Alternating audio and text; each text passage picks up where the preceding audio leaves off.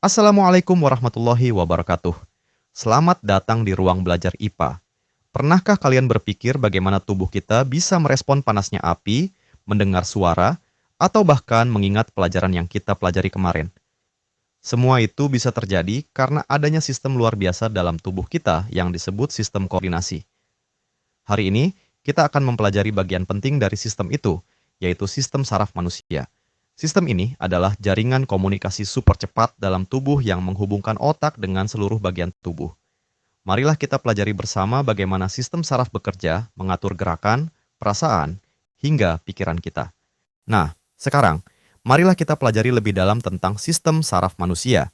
Sistem saraf berfungsi untuk menerima, mengolah, dan merespons rangsang baik dari dalam maupun luar tubuh kita.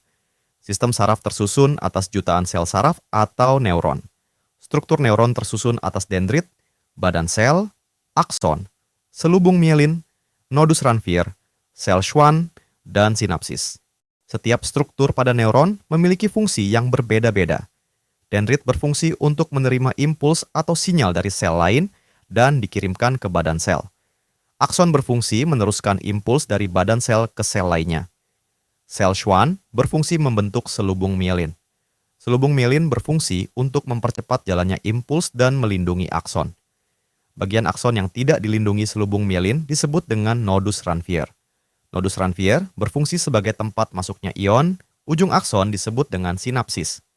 Sinapsis berfungsi untuk menghubungkan antara sel saraf dengan sel lainnya.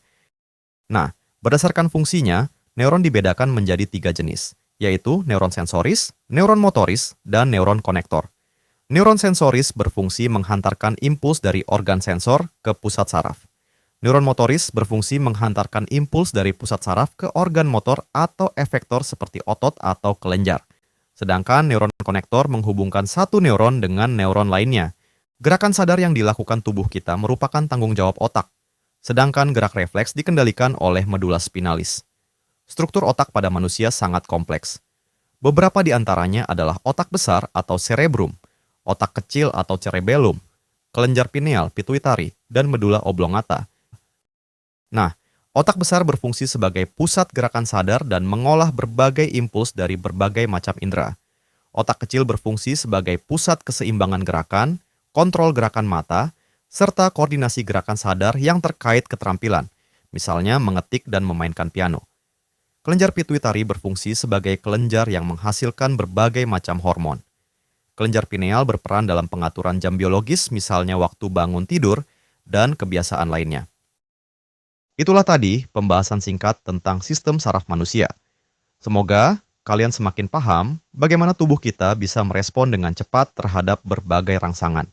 Sampai jumpa di video pembelajaran selanjutnya. Wassalamualaikum warahmatullahi wabarakatuh.